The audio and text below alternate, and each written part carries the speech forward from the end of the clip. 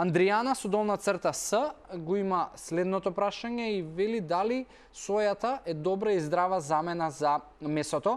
Андријана, сојата е многу, ако мене ме прашуваш, и мојот личен став и мислење е дека слободно имаш зелено светло да ја користиш, и ја користам соја, дали како ужина, можеби грицки, дали оние шницли кои што се продаваат некогаш, знаеме, не ги користиме, но има стравовите со соја се многу поврзани со тоа што луѓето најголем страф имаат кон генетски модифицираната соја.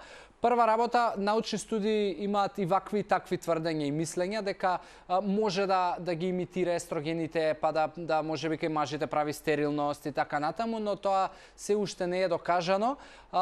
Од друга страна, други научни студии велат дека е супер.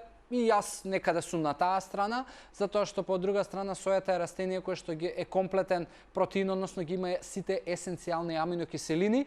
Најголемата забуна и страф е тоа што луѓето сметаат дека јадејќи генетски модифицирана храна и вклучително соја, може да им се случи загрозување на плодноста, но јас ти гарантирам дека истите тие луѓе кои што се плашат од сојата со многу други начини, вклучително шекери, трансмасти, процесирана храна, си го загрозуваат и здравието и плодноста, и е многу лесно да нели се фатиш за можеби одреден продукт за кој што си слушнал нешто, не си дослушнал, па ајде сега да си најдам некакво алиби зашто да не го користам. Како и да е, твое е правото и ти ќе си одлучиш дали користиш. Јас ти го кажав моето мислење, имаш тотално зелено светло. Од друга страна, стравот е многу неоснован, затоа што и луѓе кои што јадат месо треба да се свесни дека голем дел од светската популација на животни користи генетски модифицирана соја како храна, затоа што 95% од светското производство на генетски модифицирана храна